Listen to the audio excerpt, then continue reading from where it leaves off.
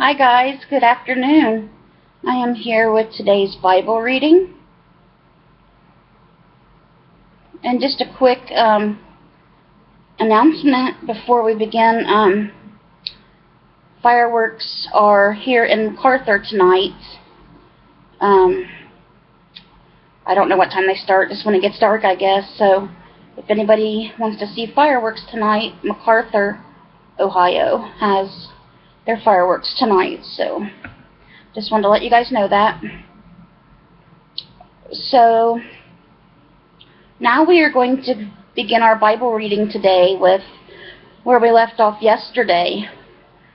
We're still talking about Paul, and now we're going to see the plot against Paul at the beginning here of Acts 23:11 through 35. The following night the Lord stood by him and said, "Have courage, for as you have testified about me in Jerusalem, so you must also testify in Rome." When it was day, the Jews formed a conspiracy and bound themselves under a curse, neither to eat nor to drink until they had killed Paul. There were more than 40 who had formed this plot. These men went to the chief priests and the elders and said, "We have bound ourselves under a solemn curse that we won't eat anything until we have killed Paul.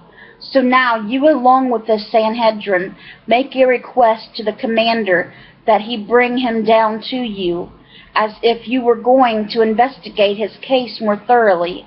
However, before he gets near, we are ready to kill him." But the son of Paul's sister, hearing about their ambush, came and entered the barracks and reported it to Paul. Then Paul called one of the centurions and said, "Take this young man to the commander, because he has something to report to him." So he took him, brought him to the commander, and said, "The prisoner Paul called me and asked me to bring this young man to you because he has something to tell you." Then the commander took him by the hands, led him aside, and inquired privately what it is he had to report to me. "The Jews," he said, "have agreed to ask you to bring Paul down to the Sanhedrin tomorrow, as though they are going to hold a somewhat more careful inquiry about him. But don't let them persuade you, because these are more than inquiry about him. There are 40 of them arranging to ambush him, men who have bound themselves under a curse not to eat or drink until they kill him. Now they are ready, waiting for a commitment from you." So the commander dismissed the young man and instructed him, "Don't tell anyone that you have informed me about this."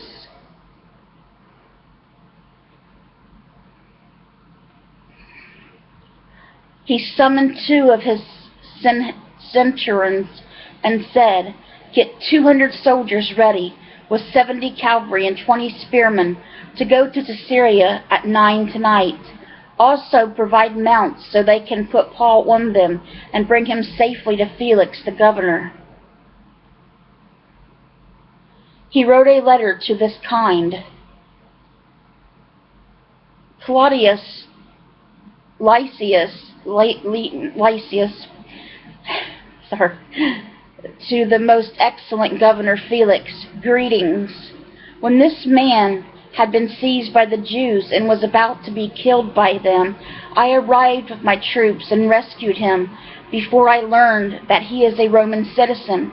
Wanting to know the charge they were accusing him of, I brought him down here before their Sanhedrin. I found out that the accusations were about disputed matters in their law, and that there was no charge that merited death or chains. When I was informed that there was a plot against the man, I sent him to you right away. I also ordered his accusers to state their case against him in your presence. Therefore the soldiers took Paul during the night and brought him to Antipatris as they were ordered. The next day they returned to the barracks, allowing the cavalry to go on with him. When these men entered Caesarea and delivered the letter to the governor, They also presented Paul to them. After he read it, he asked what province he was from. So when he learned he was from Cilicia, he said, I will give you a hearing whenever your accusers get here too. And he ordered that he be kept under guard in Herod's palace. And that's where we're going to leave off with Paul today, from Acts 23:11 through 35. And now we're going to go on to Psalm 3, Confidence in Troubled Times, a psalm of David when he fled from his son Absalom. Lord, how my foes increase. There are many who attack me. Many say about me, there is no help for him in God. Selah. But you, Lord, are a shield around me, my glory, and the one who lifts up my head. I cry aloud to the Lord, and he answers me from his holy mountain. Selah.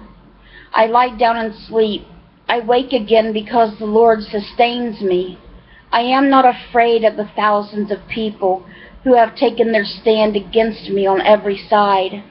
Rise up, Lord. Save me, my God. You strike all my enemies on the cheek. You break the teeth of the wicked. Salvation belongs to the Lord. May your blessing be on your people. Selah.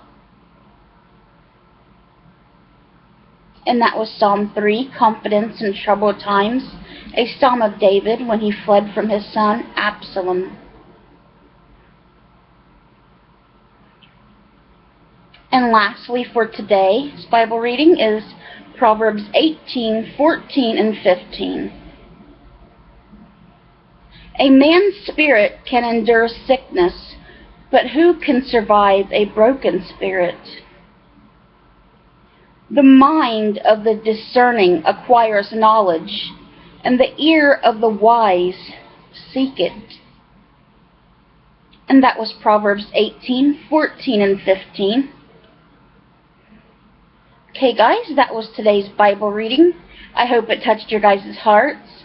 I hope you guys are having a great Saturday. Hope you guys got to enjoy some fireworks this year sometime over the weekend. Like I said, if you didn't get to see them or you want to see more, we're having them here in MacArthur tonight. So, that's the only other place that I know, but there might be others. But just wanted to let you guys know that. And I hope you guys enjoyed our Bible reading today. And let's bring those souls to Jesus. And God willing, I'll see you guys tomorrow with another Bible reading.